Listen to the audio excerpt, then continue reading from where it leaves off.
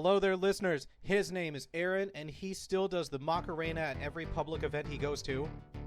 And his name's Tommy. He loves the taste and texture of pine cones. And this is the Super Pod Saga.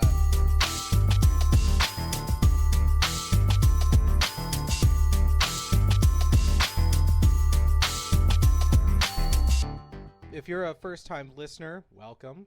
Grab a seat, take off your shoes. This is a podcast where Aaron and I are on a quest, a journey to discuss every single video game topic in existence. Yep, it's episode 21? Yeah, now? I think 21st? It's 21, yeah. It's That old sounds enough right. to, what can you do at 21? Drink?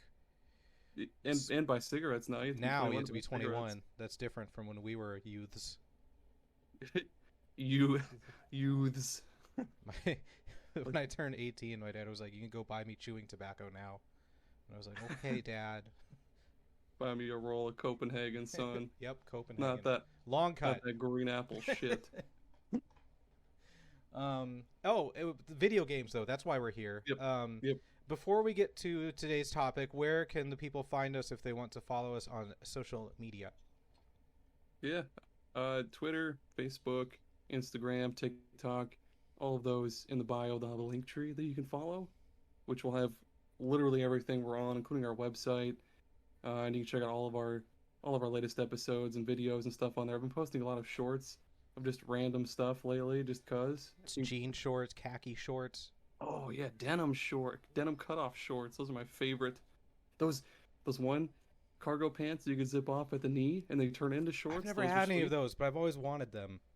I had those in middle school and I thought it was the coolest fucking shit ever. I had the baggy jean pants, the ones that like went to your shin, because Nice. I wanted to be cool. I had like the oversized watch, and I was a weird time for me. Yeah, we all had weird times in middle school. Yeah. I had entirely too many Pokemon shirts in middle school. I had a Jurassic Park like sweater. It was just like a long sleeve sweater that I wore like every day because I was like, Jurassic Park's so cool. Oh my god. In middle school I had this, I don't know what you would call the material. It was like a slicky kind of material, but it was this like vest. Oh. And it was gray and zipped up in the middle and I wore that a lot. Too much, actually. With Christmas coming up, one time for Christmas, my aunt got me. It was a vest. It was a sleeveless vest, but it was like white and puffy. And I was like, this is not something I would ever wear. Like inside, I'm like that. Outside, I'm like, oh, thank you. This is so cool. But inside, I'm like, this will never see the light of day. Thanks, Grandma. Where are the gold chains at, for Christ's sake? But yeah, that's where you can find us on social media and follow us. I really like our Twitter community. They're a lot of fun. We're almost up to 500 followers, which is insane. We get a lot of replies and likes to all of our goofy garbage. Like you posted that one about replace any word in a video game title with "and a giant egg," and that got a lot. I just want something I tweet about Billy Hatcher to take off, but nothing does. They'll reboot it. They'll be like, "Thank you, Tommy Ranking. Let's do it," and they hit the print button. Billy Hatcher and the Giant Egg 2. Man. I wonder what would be a good subtitle for it. The Gianter Egg. Yeah, I guess. That's the only thing that makes sense.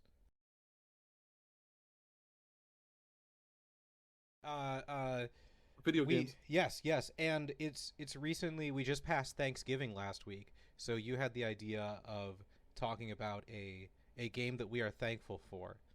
Yep. And since you picked the topic this week, and you'll have free reign over that, I'm going to pick first.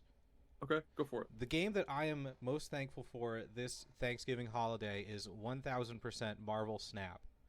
I am obsessed, and I've been obsessed since the day it came out. I was hesitant because I'm not the biggest Marvel fan, but I love card games, and it's like their pitch was like, it's card games simplified, but still has tons of strategy. And I was like, your deck is only 12 cards, and you only play, there's only 6 turns, and then the game's over. And I'm like, how can there be? But it does it. It nails it. There's so much synergies. There's so much strategies.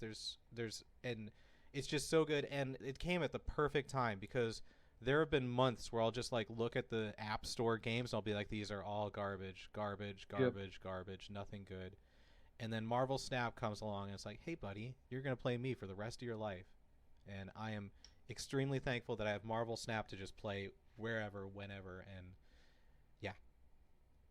It's the best word I can think of to describe Marvel Snap is that it's very cerebral, I guess, because it's almost like competitive Pokemon, like how it seems real simple, but it's actually surprisingly deep. Like there's a lot of thought you got to put into it before you make a move. And that's how I feel about Marvel Snap too. Like it's more than just put this card here. Like you got to kind of think about the next turn and the next and stuff like that. And what I really love about it is like with the simplicity, you I haven't really looked up like the best decks or the best cards because it's surprisingly well balanced. There's really nothing that's overpowered. And so I don't feel bad like experimenting or trying new things or just like I've all the decks I've made on my own with my own thought and they all work decently well. It's insane that it even that they were able to do that. That's good. Yeah, that's kind of why I've given up on Yu-Gi-Oh a little bit. Fuck that game, The exact honestly. But opposite of simplicity. yeah, oh my God. Putting that aside though, I'm most thankful for Vampire Survivors. Oh, that was my second pick. Yeah, most of the year, I want to say from June till like October, I was in like a gaming fatigue kind of. Like nothing really sounded good. I would like hop from game to game, try to start a game, and I just wouldn't want to play it, and then I just stop and watch TV. But yeah, Vampire Survivors, I saw it on like a Facebook post, saw that it was like $4, and I was like, okay, I'll try it Yeah, out. four And then dollars. yeah, lo and behold, it's super good. There's always stuff to unlock. There's all sorts of awesome synergies. Yeah, but all in all, it's a great game for $4. There's just probably like the best part of the game is like it might be a slow start for a lot of people because you just walk and auto fire and stuff. But once you start getting like once you start getting more higher leveled, it's awesome. You're blowing away this entire screen full of enemies with like little to no effort. I bought it or it was on PC Game Pass like months ago and I tried it for a bit. I did a few runs and I was like, okay, this is fun. I can see why people like this. And dropped it. Went back to it a few months later, got a bit further, and I was like, oh, okay, there's a bit more of this than I thought. That's pretty cool. Dropped it again, picked it up when it came to Xbox Game Pass, and now I'm obsessed because it just keeps growing.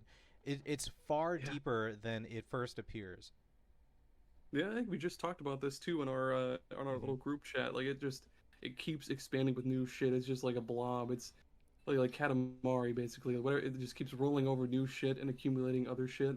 And it's And not it's like new weapons. I mean, that is part of it, is new weapons and stuff, and new levels that you unlock. But it like things that really kind of change up everything as you're playing.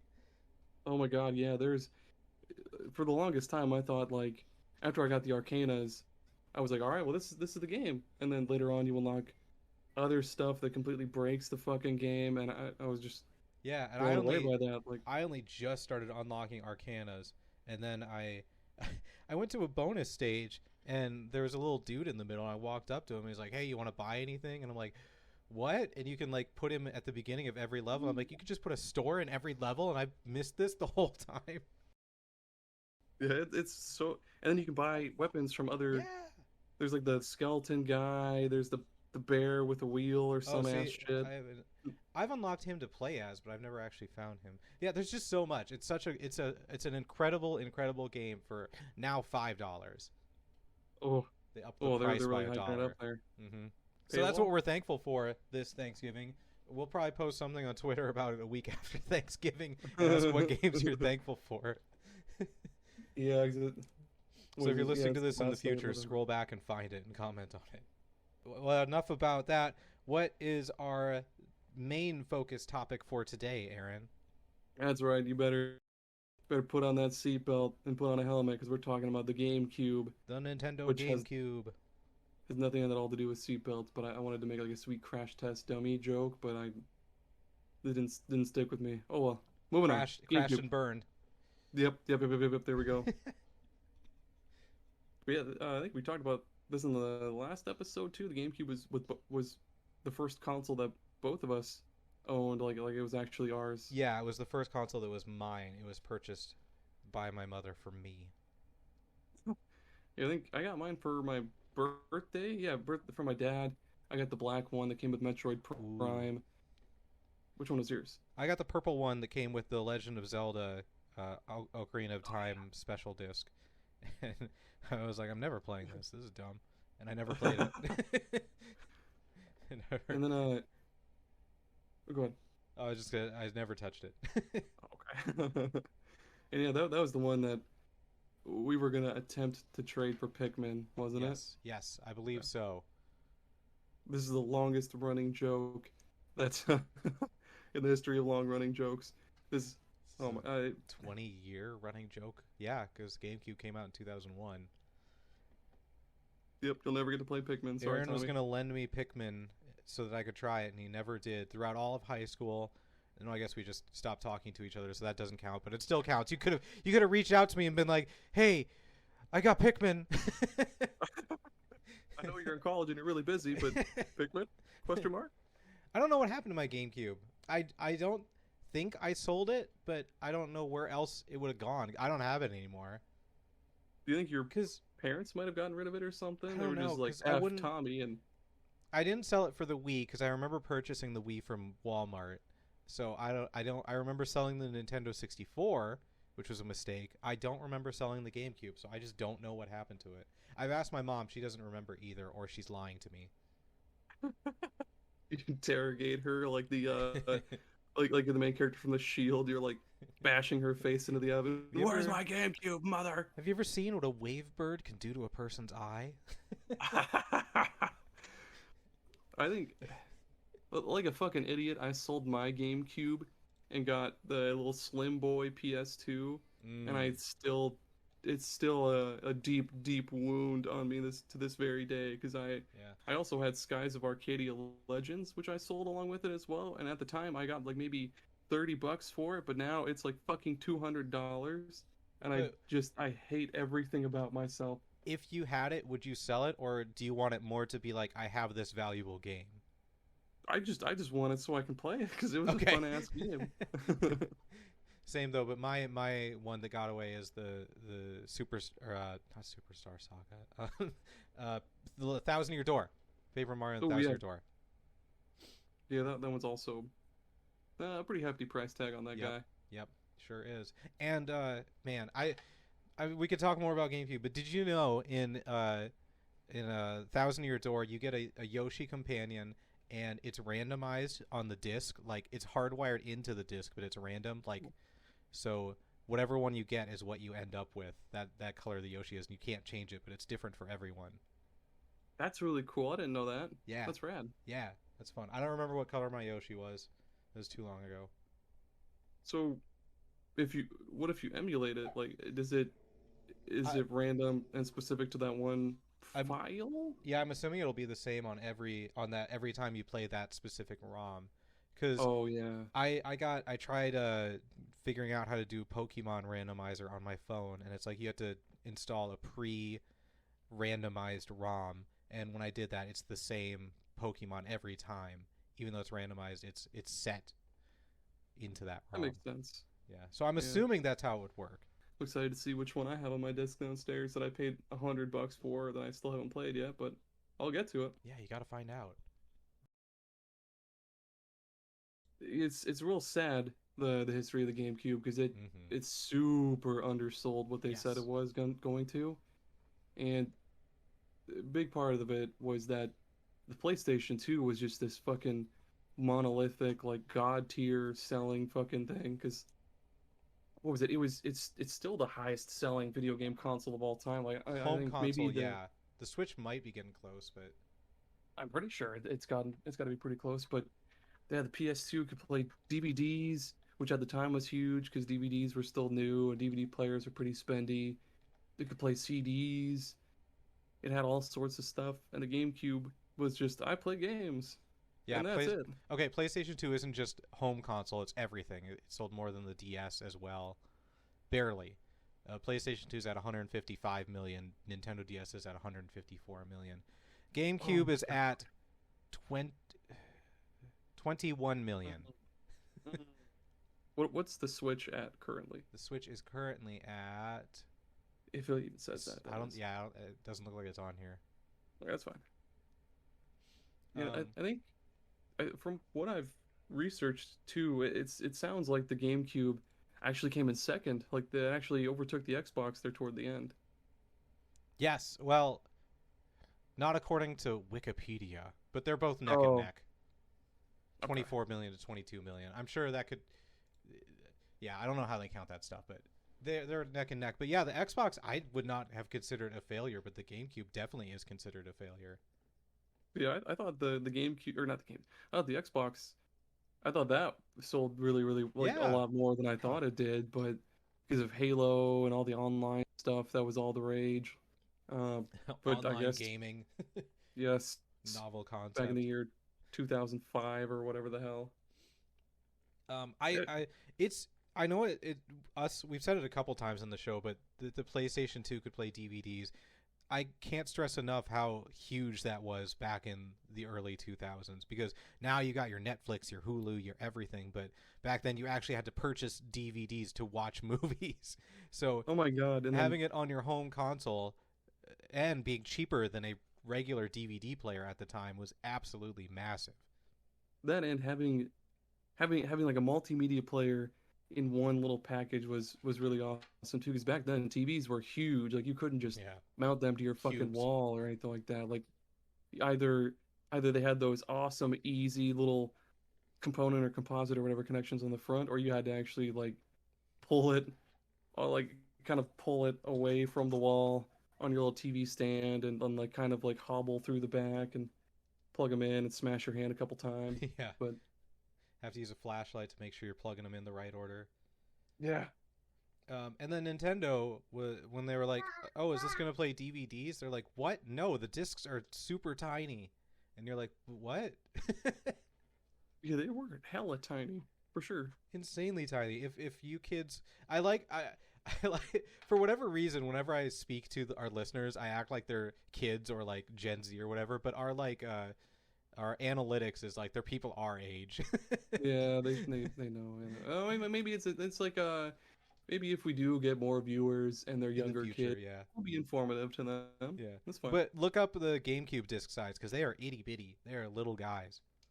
Oh, and then there was that one. It was like earlier this week or last week. There was that one post about I was today years old when I found Yeah, out this I how you hated remove the that. GameCube disc, I and hated like that. I thought that was just common knowledge because like Absolutely. You can't. there's that fucking Mm. sticker on like where the disc goes. I thought everybody knew to push it in. Like were people really just tearing their fucking discs out of this thing? I thought it Oh was. man. I thought it was a joke, but people in the comments were not joking. And yeah, like, so for those of you that don't know, when you put a GameCube disc in, it's got these little nubs that pop out that hold the disc in place. It's not like every other system where it just like goes in. It like it's held in place. And so to get it out, you press the button in the middle, and the little nubs go in, and your disc pops up. It's really satisfying to do. But Yeah, I apparently think the people didn't PS know that, and they were just ripping it out, which I feel like could damage the disc. I definitely feel like it would because I wouldn't think they just retract if you pull the disc up. They only retract if you push the little button thing Yeah. in. Oh, that gives me nightmares. Ugh, cringe. I Max cringe. I adore the design of the GameCube itself. I don't care that it looks like a toy, because it's just fun. It's like I think it's iconic. Like it's the GameCube. You wouldn't have it any other shape. Like you wouldn't have it just a fucking triangle, like a flat 2D triangle, the game triangle. Yeah. Or some But sort the of box, like an Xbox. game box. Oh boy, that's and the little handle on the back too was like I don't think I really ever made good use of that. Like sure it's there to make it so you can take it anywhere easily, but I made made a use good of the handle. I made many trips to my as a family's weapon. farm in Minnesota. No, just I made use of the handle to transport it. And let me tell you, being able to pick it up by the handle, put it in a backpack, unzip the backpack, and pull it out by the handle, chef's kiss.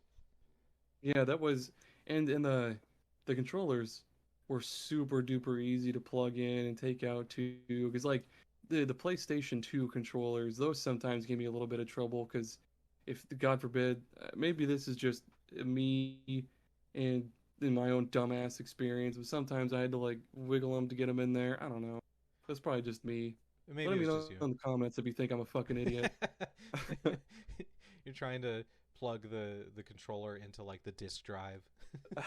It's not working. I love the For GameCube sure. controller. I think the GameCube controller is absolutely one of my favorites. I love the dumb C stick. I love that instead of it being in a circle like every other controller, it's an octagon. So when you twirl the sticks around, it goes. Oh, so fun. Yeah, I jotted down for sure too that the GameCube controller was one of, if not my favorite controllers ever, Mm-hmm. because it fits so well in your hand. It's Yeah, it's ergonomic as yeah. hell because it's got all those little extra spaces for your fingers to go instead of just being like pressed up against the back. Um, I I do wish that maybe the C stick had a little bit more grippy stuff or was just wider because It's sometimes kind I of feel like my yeah, it's kind of fat ass smooth and thumbs would just slidey. fly off of it. Um, I love that, like, going from the Nintendo 64 where they introduced the Z button that was like the trigger. They were like, well, we got to put it somewhere. Let's just put it above the right trigger. And it had the one little like that one little zit on it as well too, the Yeah, little that's bump. a good way to describe it. I was gonna say a bump, but a zit is way better. And the oh man, the button placement though, the big ass A, Giant A and right in then the middle. the X and the Y kind of curved around it, and then a little bitty B button. I know that we don't think about, like, because we played games forever, so like now games use the diamond shape for the A, B, X, Y, or square, circle, what have you, Yeah, and it doesn't feel like it's a hassle to press all of the buttons. But the layout of the GameCube controller, I like it. I like it a lot. The A in the middle with everything around it, yeah. and Nintendo was the first to do the wireless controllers. Those madmen. I think. Oh, I guess yeah. They were probably the first party wired Yeah, controllers. I think yeah, Mad Catz had some real janky ones. wouldn't surprise me. The Wave Bird, which is such a weird name. It Hit up couldn't. our controllers episode to hear Tommy talk about how he played it through a window or something. Yeah, because I was so amazed by the wireless technology. Jumped out the window of his own bedroom just to fall and play a game through it. I'm just kidding. I love how Episode 5. they they just go so overboard with things sometimes. Like when you plug the Wavebird dongle into the control or into the GameCube, you have to use a dial to select which controller port you want it to be, and it goes up to 20. As if Damn. most people buying this Wavebird controller are going to have 20 people somehow playing a game at a time. Yeah, that is ridiculous. Like they have 20 fucking Wavebirds in their house. Yeah. That would be what? Yeah, 5 GameCubes. 5 GameCubes, So yeah. And there's wild. memory cards, baby. Was this the last generation to have memory cards? Because the PlayStation 3 didn't. No, the Xbox 360 did. They had like the smaller like external ones for the Hmm. first. Yeah, for the first model, I believe. Well, the GameCube had memory cards, and what a world it was where if you didn't have a memory card, you couldn't save your games. Much like I did at first because I didn't have one. So any progress I made in Metroid Prime that came with my GameCube, I had to just leave the fucker on. I I, don't know what my end goal really was I with that can't because I was a little imagine. kid. I can't imagine what my mom would think or what parents thought when you're like, "Thank you for the GameCube and the games. I now need a memory card, or else my games don't save." They're probably like, what? What do you mean? You don't just go for the high score and then stop and then smoke a cigarette? You put the quarter in the slot here, right? Where does my beer go, son? That Holy the shit. GameCube would not make a good cup holder because when you hit the open button, it flies open.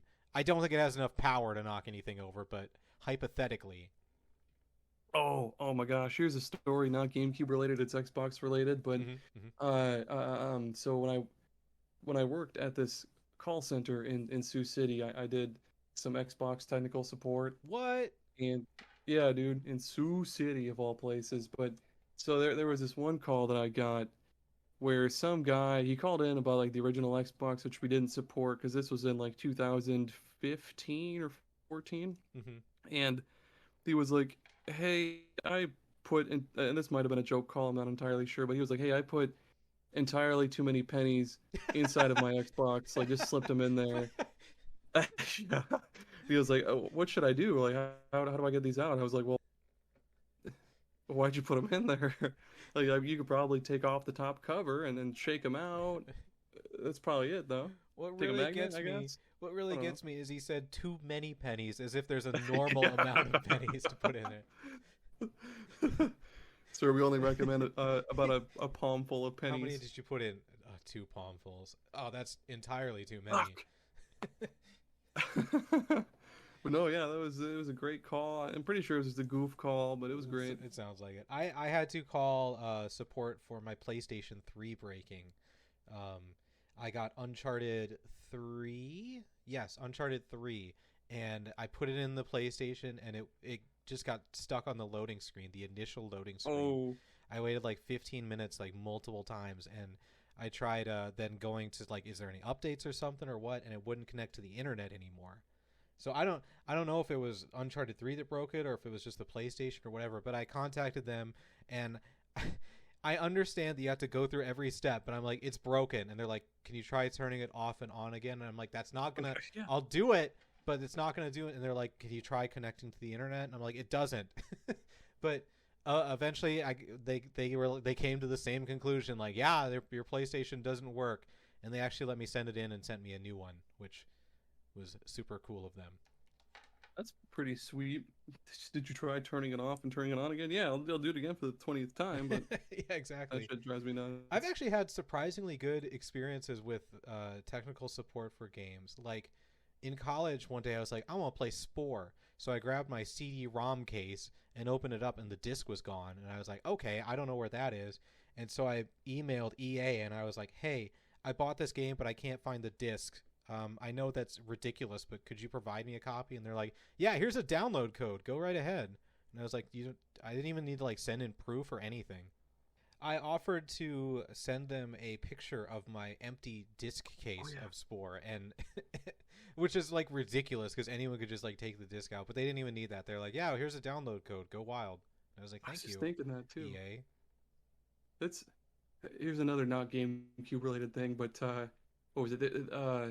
Back in the 360 days, they had this thing called the Xbox Live Gold Family Plan, where you could buy, I think it was like you could buy gold for like 5 people, or no, 4 people, and it was $100, but you could split it 4 ways, obviously, and it'd be $25. But eventually, everybody stopped paying for theirs, and I wanted to cancel that and start a new single plan or something like that. Basically, I fucked it all up, goofed it all up so bad, and I called this one lady. She was like, "Oh, well, just cancel your subscription and buy a new one." And I was like, "No, bitch, I'm not buying a new one." So I hung up, called again, and this was, I was just a shithead back in the day, but called again, got this dude who was like, "Yeah, man, it's all good. Just cancel it. Here's a free year of Xbox Live Gold. Go wild." And I was like, "Yes." That was so confusing to me as a GameCube gamer, like listening to my friends talk about it, because there was Xbox Silver as well. I don't remember specifically what that was, but then there was like Xbox Gold, and I was like, what? Because the GameCube just plays games. Yeah, the Silver was just free, I believe. There were like features specific to Gold or something. They're still giving out games with Gold, and it's 2022. Oh my god, yeah, and it started long ago in the days of 360 with Fable 3 was the first one, actually. I don't know why they're still doing it, because like, okay, no disrespect to any of the developers of these games, but they are not high quality games anymore. And like, who is still demanding their games with gold? Like, it was a response to Sony giving away free games with PlayStation Plus in the PlayStation 3. Like, you can drop it. You don't have to keep doing it. We have Game Pass now, bro. Yeah. It's cool. We don't want them. It's the same price. Oh man. Putting us back on the old GameCube train, because we certainly derailed ourselves there.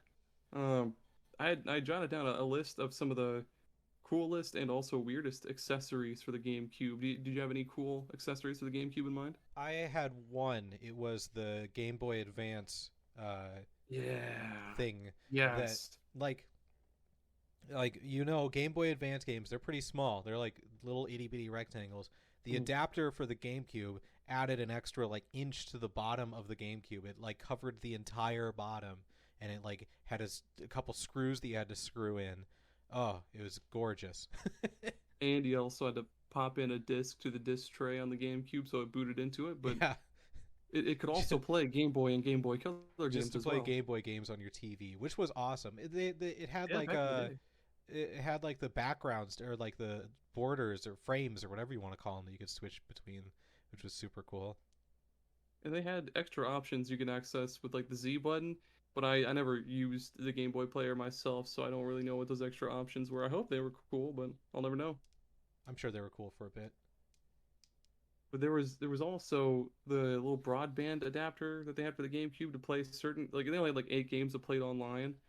Um, you could play like Phantasy Star online as the biggest one, That's the Kirby only Air one I can Ride. think of. Kirby Air Ride had online play. Yeah, dude. Weird. 1080 Avalanche snowboarding, and then Mario Kart Double Dash also had some online. Huh? Look at that. I didn't know any of that. I didn't even consider online play with my GameCube because that wasn't a thing really. And I didn't think about it at all until I got Kirby Air Ride and it said there was like a LAN mode or something like that. And I was like, what? Like I can play online? Yeah, but no, I didn't have the adapter that was hard to find, and I also didn't have internet. I in was just small gonna say I don't labs. even know if I had internet back then yet. wasn't really all that necessary back then. We just had satellite TV, man. That was it. No Yeah, need for internet. yeah, and in storms couldn't watch TV. Well, Gosh, I remember we had our satellite dish. You're supposed to put it on your roof or whatever, but my parents aren't like that. So we just had a board in the middle of our yard stuck in the ground with the satellite attached to that. And so after a stormy day, it would like be leaning to the side. So I'd have to go out there. So we'd have me by the satellite, my mom in the doorway, and my dad by the TV, and I'd move it ever so little. And I'd be like, "Is that good?" And she'd be like, "Is that good?" No, it's not good. So I had to move it more. That's adorable. That's how you watch TV in the 2000s. We also had I guess yeah, we had satellite only in our kitchen TV that my stepdad watched, and then our living room TV, and then like the rest of the rooms in the house, we all had the little digital converter boxes because that was when they switched from over the air analog TV to digital. You needed those converter boxes on older TVs, and man, those were. As soon as I got one of those, when I was able to pick up the WB channel, I was like, yes, yes, thank you, man, God, the yes, because I could WB watch channel Yu-Gi-Oh! was And Pokemon. yeah. Yeah, I never got the WB channel. It wasn't on DirecTV, so I was never able to watch those shows. But I knew that you did and other people did, and I was so jealous. it was completely by accident. I just happened to knock over my little antennas one day after hooking up the digital converter box, and bam, like there it was, Smallville. I was like, Small. pardon me, like I struck gold. I was like, huh? Oh man. Shoot, I had something and it's gone. How? Hopefully this helps Oh. you. What about the microphone for Mario Party? That was cool. I had What's your that. thing? I had that. Oh my gosh. I had that. I loved it. I think you only used it for. You didn't use it for every minigame. It was just like a certain no, there was few. only a small subset of minigames. It just had a single button on there to press when you did it. And I played Mario Party with my uncles on the farm in Minnesota. And just my 40-year-old big farmer uncle going, strawberry, strawberry, strawberry. Oh. Just not Holy listening. shit! I think I was imagining him going, "Whoo, wait, No. They're from Minnesota, so they got the O's. strawberry! Oh fuck, Strawberry. I can't breathe." It did not work. That microphone was garbage. Why Yeah, did it they do was. that? There was no need for it. They're like, the next Mario Party has a microphone. You use it in some games. Oh god, great addition. Did The you next ever, one I had down. Oh, go ahead. did you ever attach a Game Boy Advance to the GameCube? Oh my god, yes, that was one of the things I had jotted down, and I have a fucking awesome story for it that still pisses me off. So, so usually in co-op games on the GameCube, you just hook up, controllers 2 through 4, Mm-hmm. like in games, Smash Bros, Mm-hmm. Mario Kart. Mm-hmm. That's how you did co-op. It was cool. But then fucking Final fucking Fantasy Crystal fucking Chronicles comes along, Was that the actual and it title? was, yep, the actual title. F I F loved F the single C F player. C. I played and loved the single player part on my own because I was an only child. Well, not an only. I was a middle child. Nobody else really played the games with me or anything like that. But yeah, played the absolute piss out of it on my own. Loved it. Wanted to play with other people. Lo and behold, you had to have not only a Game Boy Advance, but the Game Boy Advance cable that connects your Game Boy Advance to the GameCube. That was for players 2 through 4. They had to have. They had to play on the fucking Game Boy Oh Advance. no. You could not plug in another controller. I tried it so many times, but nope, didn't work. So eventually, I went over to my cousins, and I actually had found one of those Game Boy Advance cables, and we both had our own Game Boy Advances as well. And so him and I played it for a little bit. He was playing as player one on the controller, and I played on the Game Boy Advance because I was the vet. And after like 30 minutes, he was like, "This kind of blows," and I was like, I remember being super pissed. I was like, "Bro, I played so many hours of your dumb fucking Godzilla game. Throw me a bone, god damn it. You can play for 30 more minutes." Uh, oh man, I never had the Game Boy adapter, but I saw there was a surprising amount of games that had Game Boy Advance connectivity between them.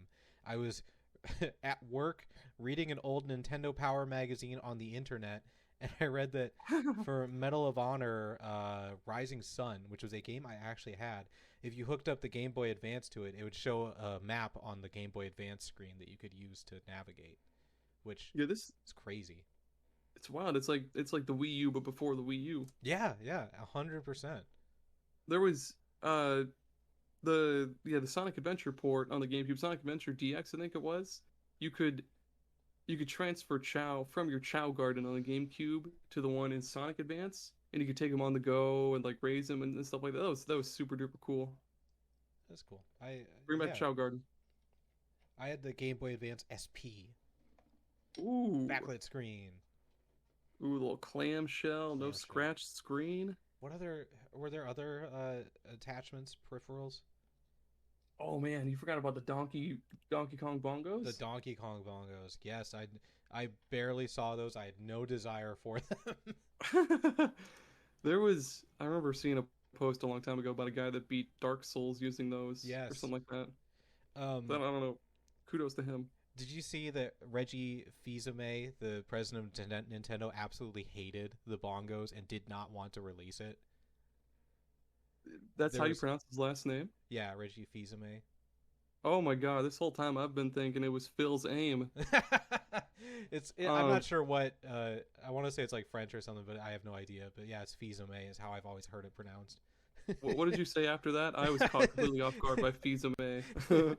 He in his biography he wrote about how he absolutely hated that Donkey Kong game and hated the bongos and did not want to release it and was super against it, but they did it anyways and it was more successful than he thought it would be.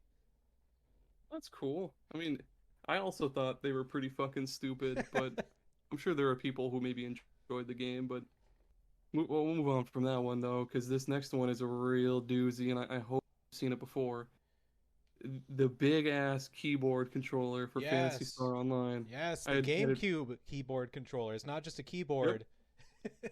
It's a full fucking QWERTY keyboard on a GameCube controller. I'm pretty. No wait, it's a keyboard on a controller. God damn it. And the controller parts are on the sides. Oh, what a nightmare. Why would you why? I think it was just for the chat.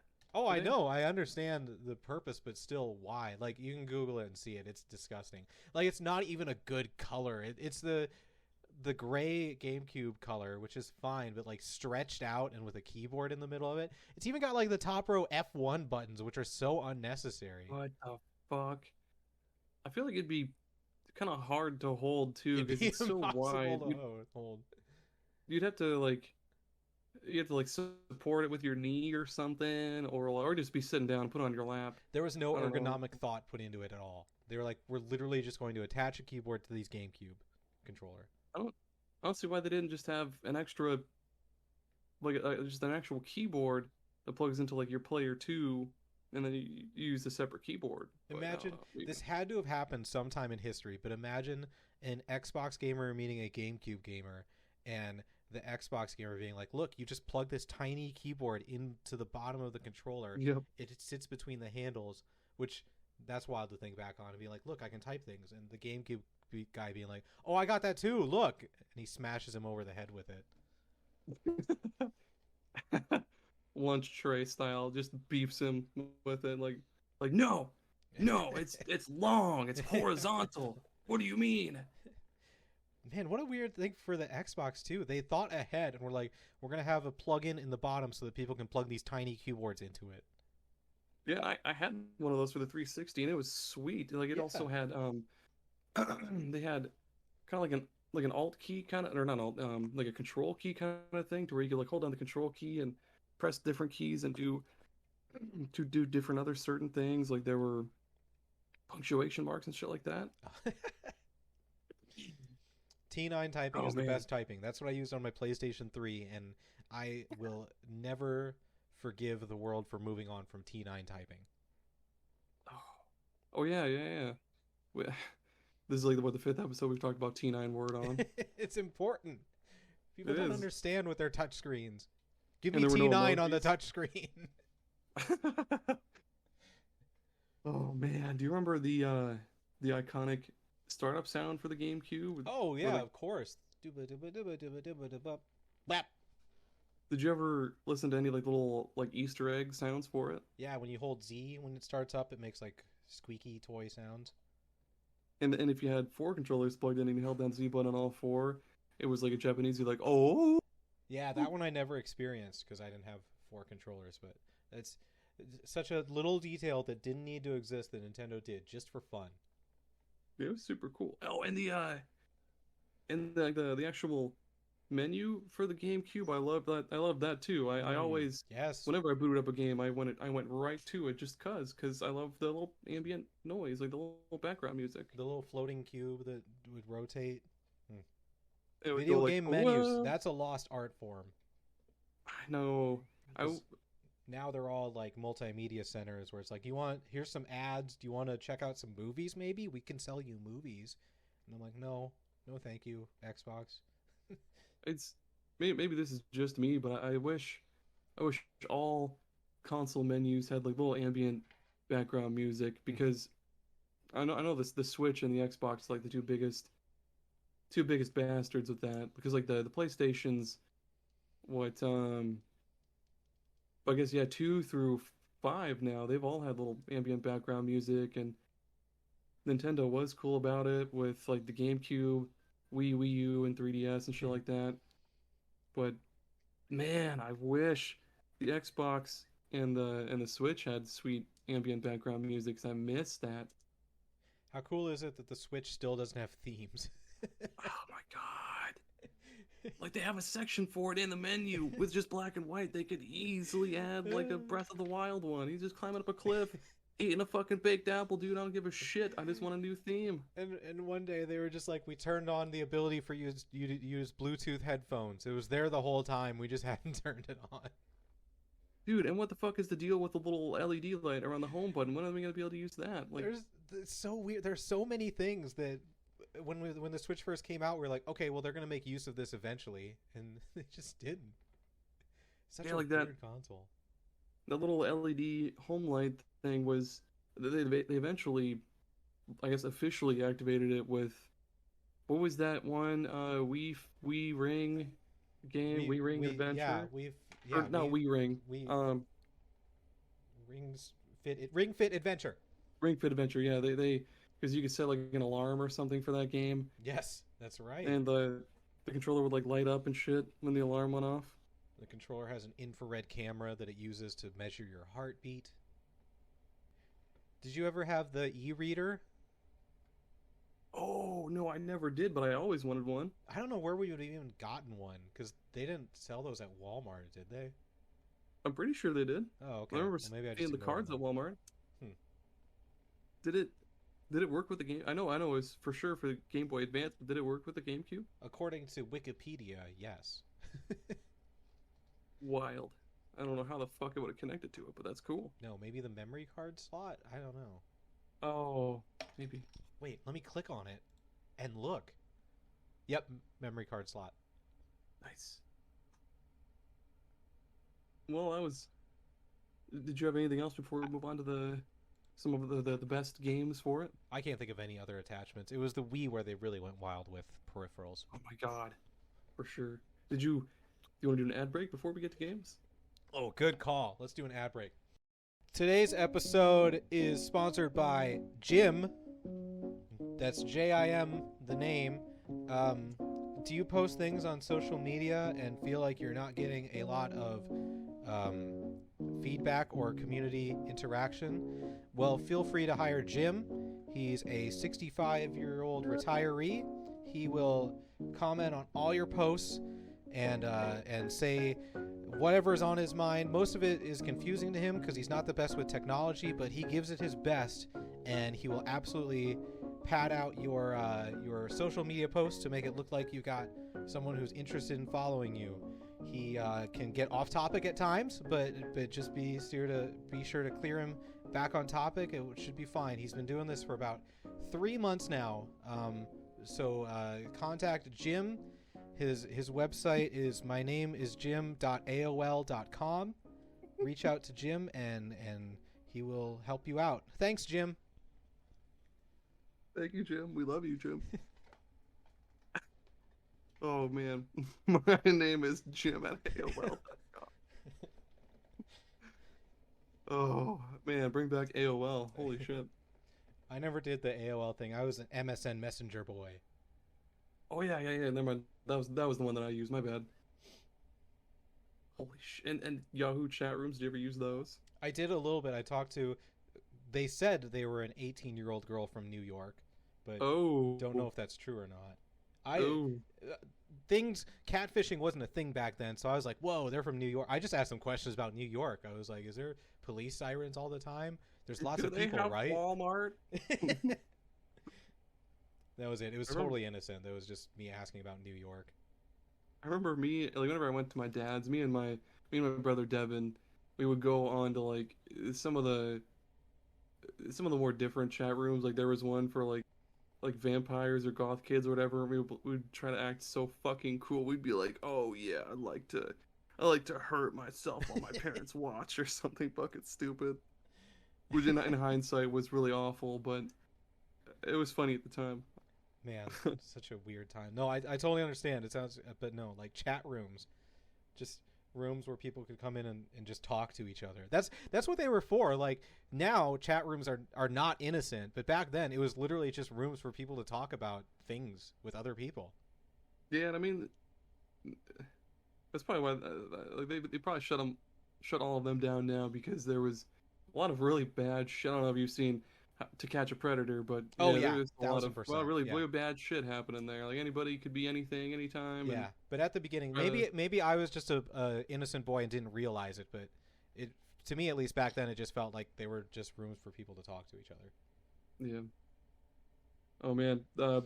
Speaking of kids predators. In chat rooms. Yeah. Speaking of chat room predators. How great were the games on the GameCube? Fantastic. What a library. That was really one of the most redeeming qualities of the GameCube. Like, it didn't play DVDs or CDs, but damn, did it have games. Man, I think I had more games on the Wii, but I think I had more unique games on the GameCube. Like, I don't know how to word it. I don't know what I'm trying to say. GameCube had good games. It really did. One of the first games that I actually like really loved Cube was Tales of Symphonia, and I remember Nerd. I was getting like, yeah, I know I'm such a weeb. I remember getting really far into the game, and it was getting like the story was getting really good, and so there was a stretch of 2 days because I was in high school, I'm pretty sure, but I would basically have my mom call me into school. I would basically mix up like saltine crackers and oatmeal and water, throw on the floor, be like, "Mom, my little brother Jeremy," I would tell her, "Mom, Jeremy threw up," Jeremy was my little brother. I'd be like, "Mom, Jeremy threw up. Should I stay home from school and watch him?" Because she had to go to work.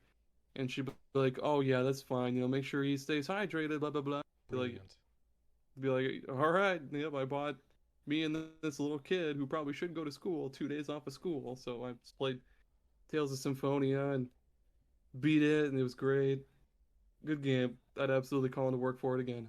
Well, not again, but I'd absolutely call in to work for it. Oh, I want you to say that to your boss. Be like, send a picture of it on the floor. Jeremy threw up. Do you want me to stay home with it? You should probably go to you should probably go to work though, right? Make that money.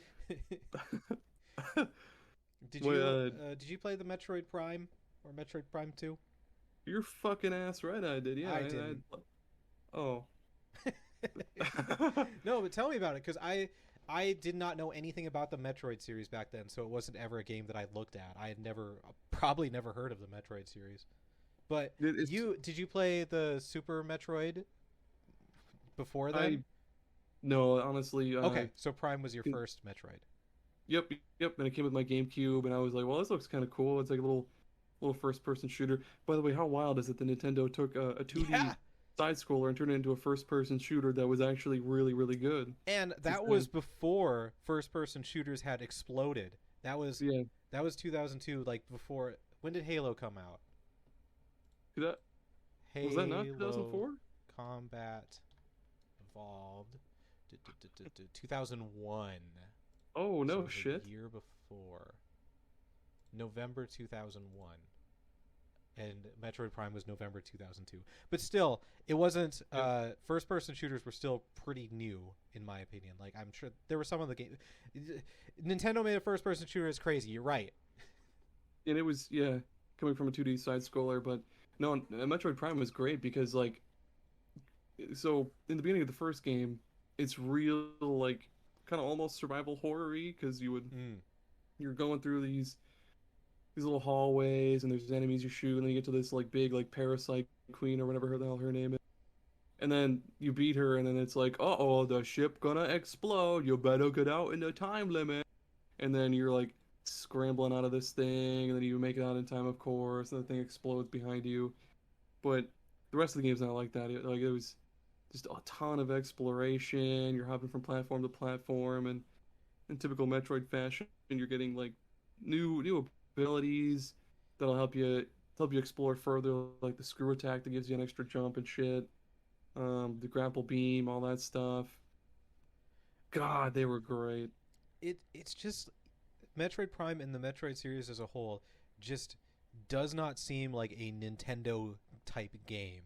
Like, Nintendo is more, what everyone knows what Nintendo games are, and Metroid just doesn't fit that mold at all. Yeah. Like you said, Parasite Queen. There's nothing that would ever be like that in any other Nintendo game. It's wild that that series exists. I wonder when we're going to get to see Metroid Prime 4.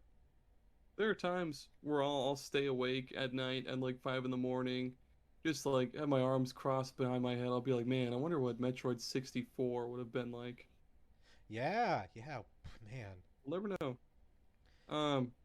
But yeah, what were some really good games that you played on there? I gotta talk about Paper Mario and the Thousand Year Door more, because it is a fantastic game. I did not play JRPGs like you did, so this was one of the first turn-based combat games that I had played.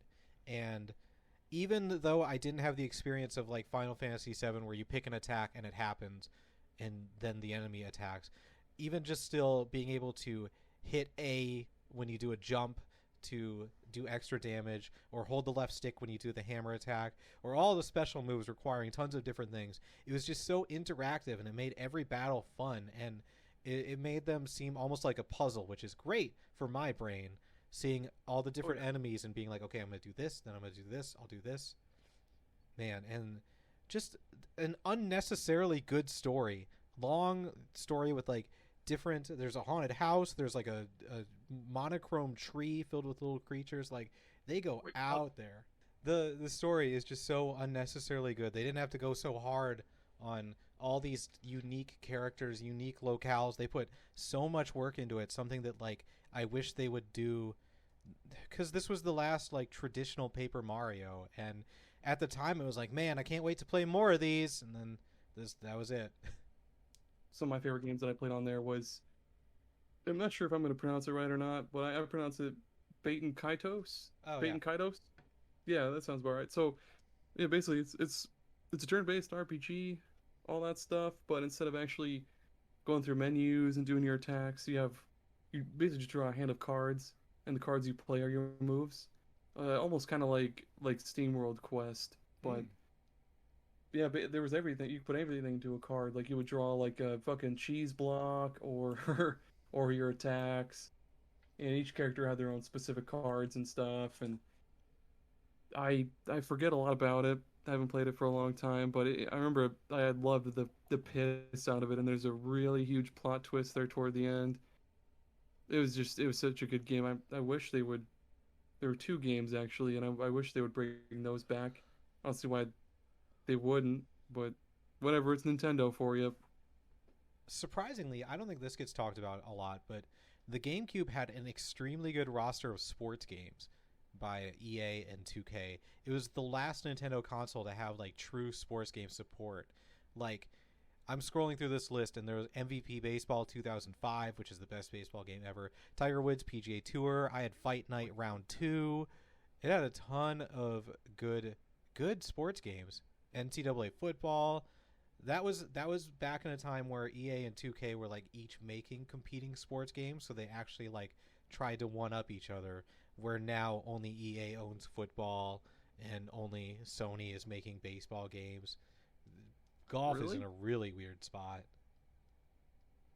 I didn't know any of that. That's cool. Or I mean, Yeah, that's not cool, but like yeah, that's. it really sucks for everyone because 2K when they made football, all their sports games were $20 new, where Oh, EA that's sports cool. games were 50. I want to say. And then Jeez. EA was like, "Hey, no, we're gonna buy the rights to make these games, so you can't." And then there were also a lot of really good ones from like not just Nintendo themselves, but there were some really good like third party ones. I'm racking my brain right now because I didn't think to bring up sports games, but You I weren't a know there were a lot of sportsman. what'd you say? You weren't a sportsman. Oh no, I wouldn't consider NBA myself a Street sportsman Volume now. 2, that was another good one. There's tons of good sports games on the GameCube. And those were also when skateboarding games were all the rage too, Yeah, I because had a you had Tony Hawk one as well. there was one from Atlas called I think Go Hyper Grind was the Atlas one, and then there was the one from Konami that had Frogger in it. There was just a bunch of skateboarding games. I had a NASCAR game. I don't remember what it was called, but it was where you started off in truck racing and like worked your way up or whatever. That's And cool. this past weekend, me and some friends went to a beercade, an arcade with a beer, and there was a NASCAR racing game there, so we played that. And the song that it played was from that NASCAR game on the GameCube, and my Ooh. brain like exploded because I haven't heard that song in 20 years.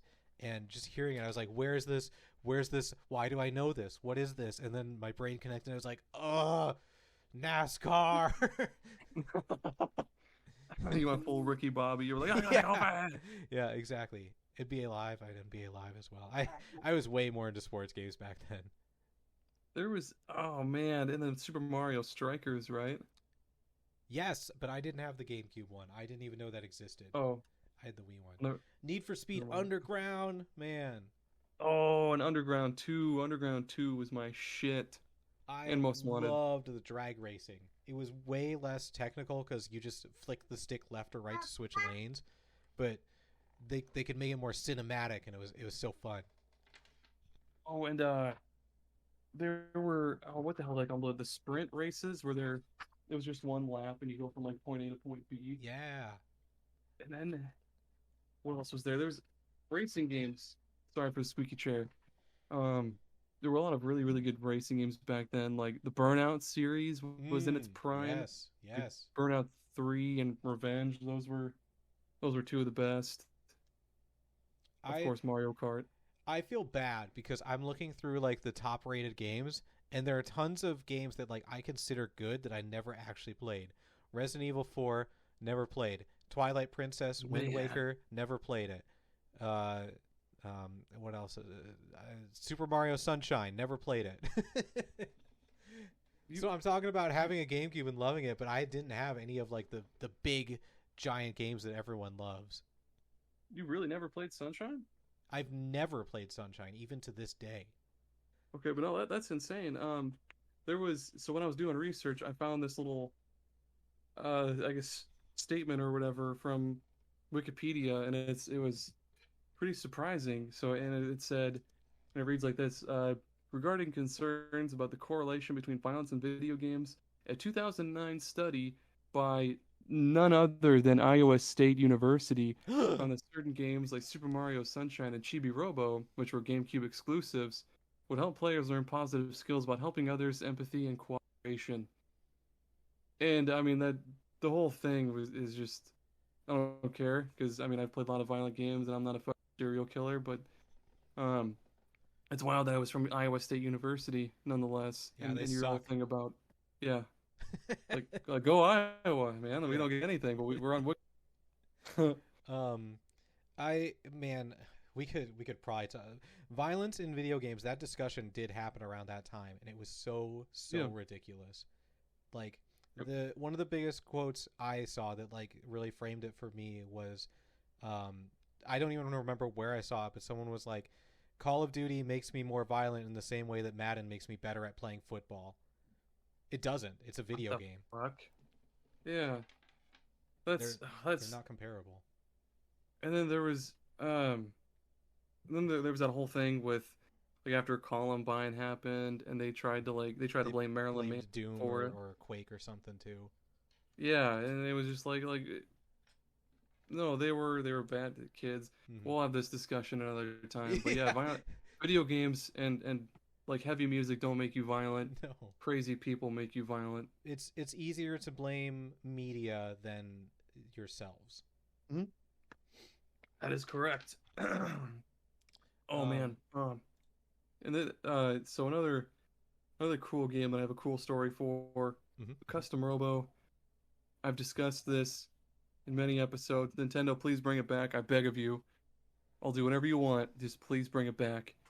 But Custom Robo, I remember I had never heard of this game before, but there was like this trophy you could get in Super Smash Bros. Melee. It had this sweet character from Custom Robo on it. It was like Ray Mark II or something like that. And I was like, that's sweet. Like there's robot games on the GameCube.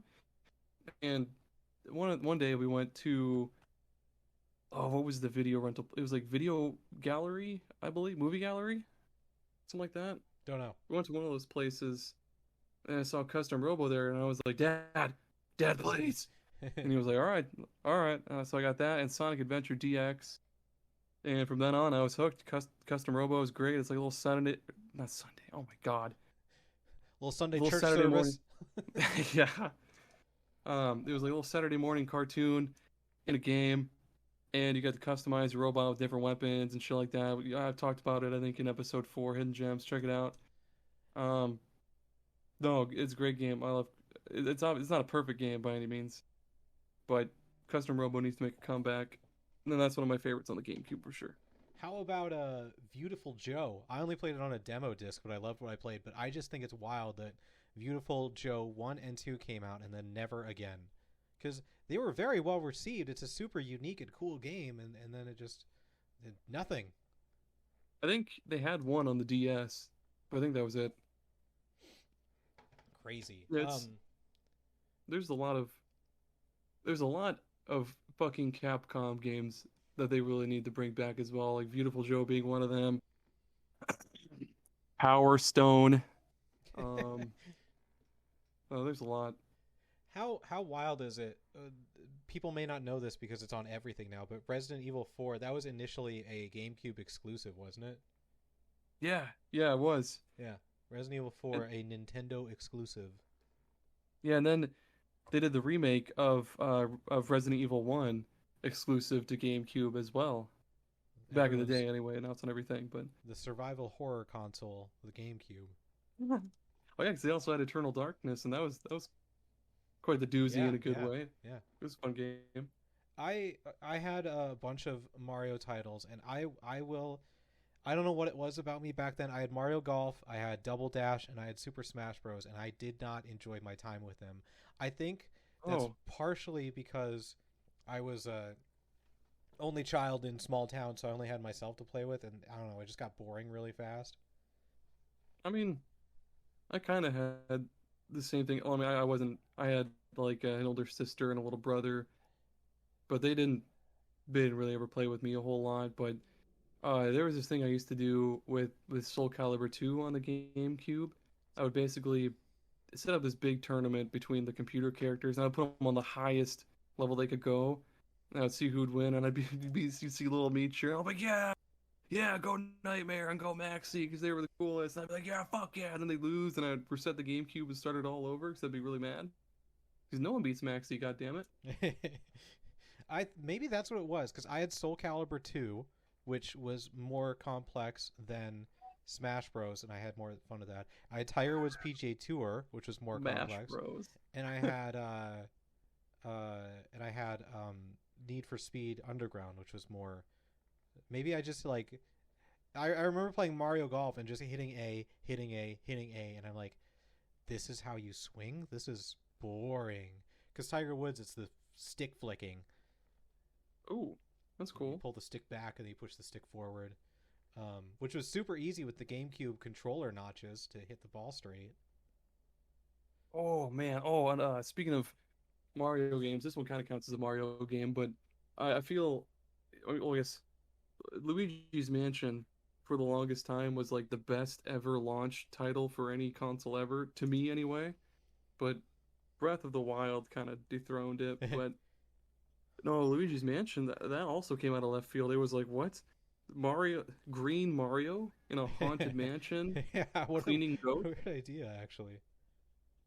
No, it was, yeah, I had a lot of fun with that. I played it, I think, like 3 times through, and it was so fun. It was great. I loved it. I still love it. Here is a game that I saw in a Nintendo Power magazine, and I never pulled the trigger on it. I was always on the fence. This isn't a game that I was like, I need to have this and never got. This was one like I I could see myself wanting it, and I could see myself not wanting it. I just went back and forth. Have you ever heard of Battalion Wars? Yes, that was the GameCube version of Advance Wars, wasn't it? Yeah, yeah. The Hmm. GameCube. It's a spin-off of Advance Wars for the GameCube.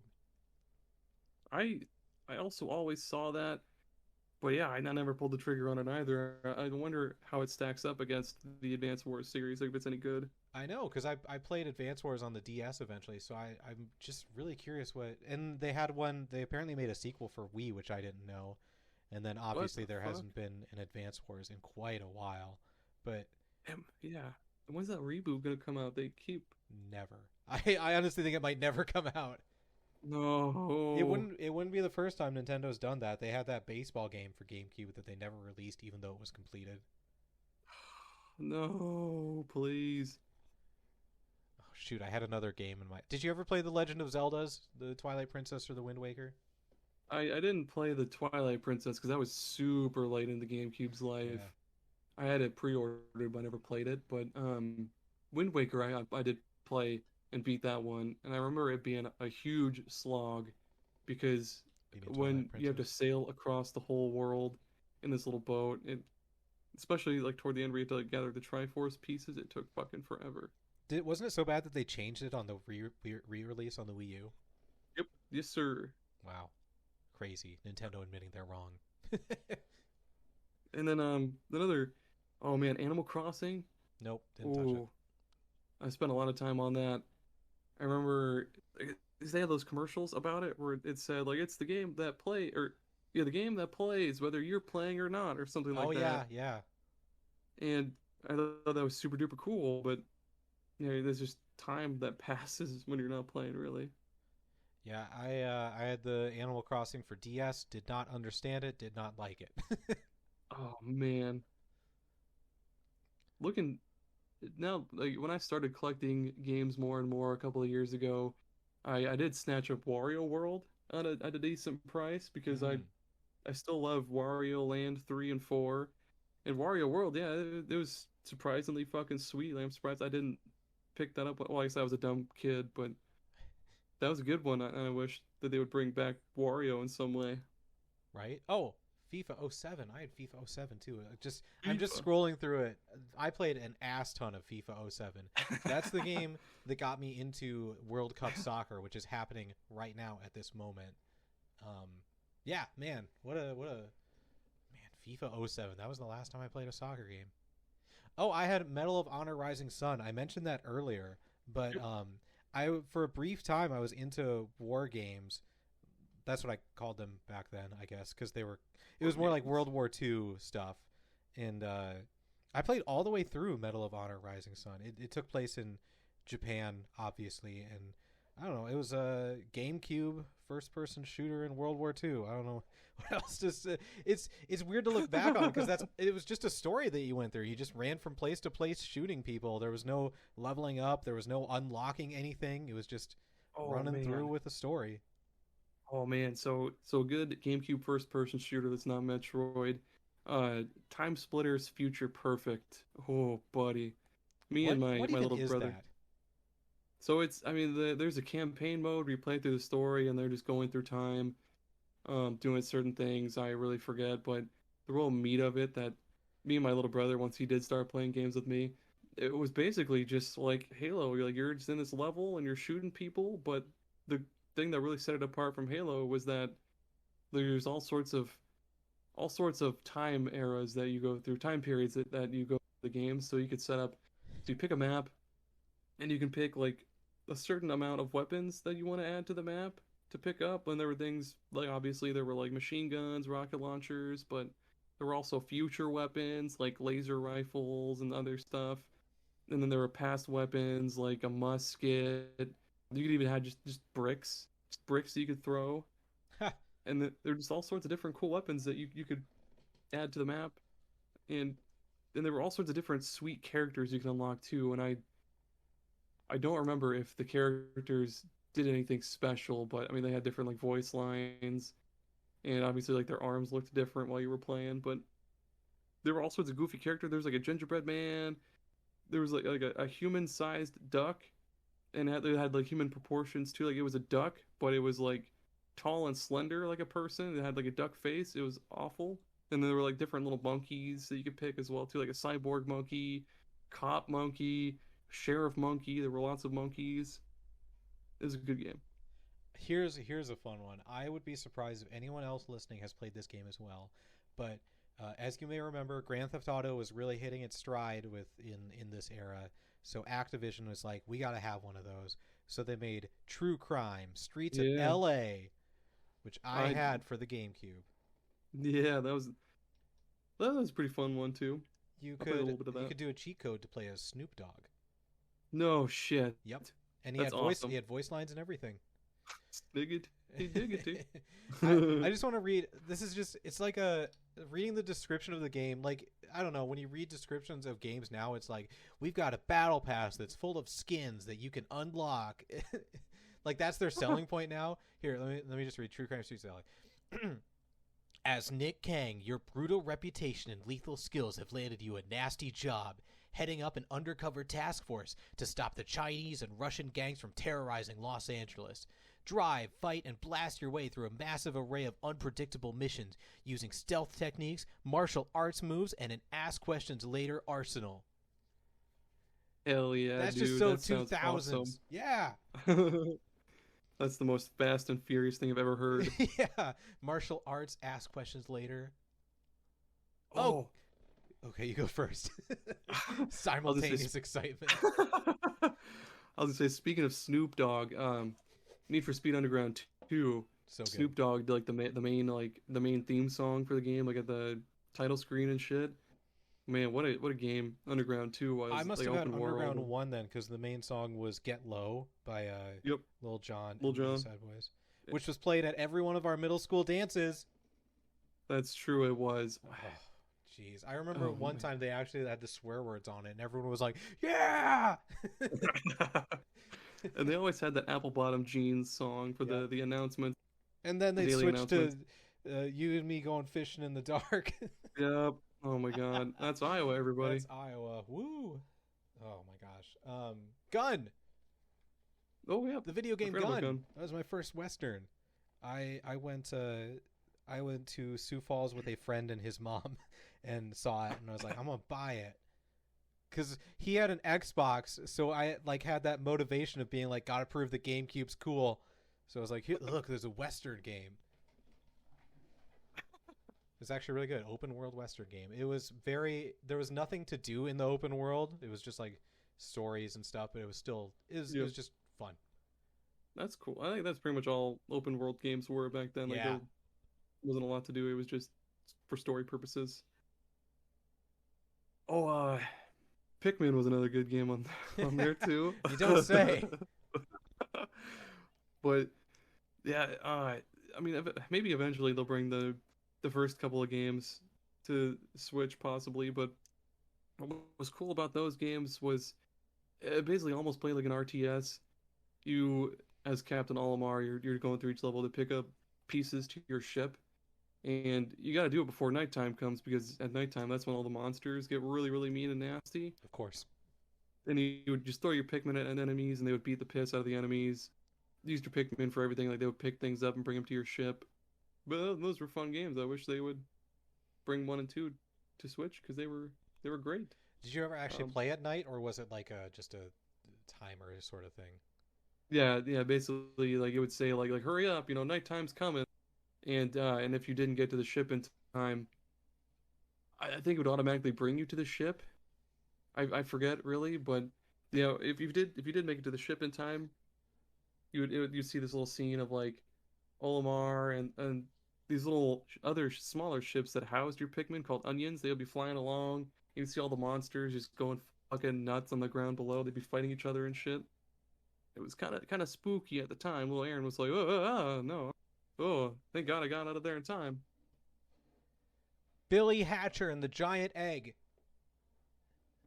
I never did play that one. I never played it either. I remember the commercial was... The only part I remember about the commercial was a little theme song that played like toward the end. It'd be like, Billy Hatcher and the Giant Egg. And that's it. I never played it. It was on a demo disc, but it was only like a video that it showed.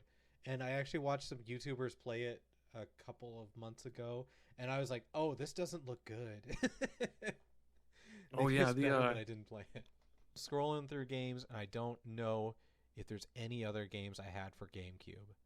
I'm sure I'm missing some, but I'm up to 250, and none of these. Dance Dance Revolution Mario Mix. Yeah, oh yeah, they had that. I forgot about that. That was a good one. Oh, F-Zero GX. Oh my God, man, I spent so much time on F-Zero GX. You could you could make your own ship and stuff, and you could pick like any certain pilot to put in there. And there's this one guy called the Skull. He was just a skeleton, like a skeleton pilot driver guy, and I was like, yes, I'm so fucking cool. I'm a skeleton guy driving a futuristic race car, and oh. And that was the last the F-Zero game, right? They had one for the Game Boy Advance. I forget which one came after the other though. There were so many baseball games for GameCube. Holy crap! It's just ones I've like never heard of. I don't even know who this is on the cover. Is it Albert Pujols? No, it's not Albert Pujols. It's an Astros player. Damn it! Back when the Astros were in the National League. Remember that, everyone? Or, what's his name? Kurt Schilling? Is he in any of those? He's absolutely in them. That's when he was playing. So he's not on any covers, but he was there. Oh, poor Kurt. Always a bridesmaid, never a bride. Until he put Rhode Island in millions of dollars in debt or whatever the fuck. Yep, that's exactly what happened. Fucking trickster. I think that's it. I think we talked about every GameCube game. We did. We talked about all of them. Yeah, man, what a great console. I feel bad because I didn't have all the games that everyone likes. I know there were a lot that I wish I had bought and played back then, and now Same. they've skyrocketed in price, and it sucks that they're still stuck on that system, because a lot of those games Nintendo just refuses to acknowledge and or bring back, and you can sucks. play it on an emulator, but I don't know about you, it just doesn't feel the same as actually playing it on the console plugged into the TV. it doesn't feel the same for me. Sucks that it got beaten so fucking badly by the PS2. Yeah, yeah, definitely. Because then it completely changed Nintendo's strategy to video game consoles because they're like, we need to really go out there, and then they made the Wii. Yeah, and then they made the Wii natively backwards compatible with GameCube stuff, controllers, games. Something that Crazy. I we all wish they would have done with the GameCube, but there really wasn't a good way for them to do it, I suppose. Yeah. Maybe we'll get a GameCube Mini someday. I would buy that. Or they could do what they're doing with the Switch Online stuff and bring GameCube stuff to that. But Yeah, I would buy that as well. that'd be super duper I cool. would pay them money for that. So that's the GameCube. Find us on social media and tell us about your favorite GameCube memories or what you think of the GameCube. Even if you're listening to this years later, bring it up because I will probably still want to talk about the GameCube. Oh my God, yeah. I mean, it's what 2022, and I owned a Yeah. GameCube back in the 2000s. Like, I absolutely still want to talk about the GameCube. So, would you like to know what we are going to talk about in our next episode? I've been wondering this like for days what it could be, but please tell me. In honor of the newest Pokemon games coming out, we're going to have a Pokemon episode. And Ooh, like I think what we're going to have to do so that it isn't a 7-hour episode is I want to talk about every game or every generation, just the mainline games, the mainline Red, Blue, Gold, Silver, etc. We'll talk about what we liked, didn't like about them, and also we'll pick what our team was in that game, what we would consider our main A team. So look forward to that. It's going to be a lot, but it's going to be a lot of good stuff. that's right. Look forward to it. Or Okay. don't. Thank you for listening, everyone, and goodbye. Peace be with you.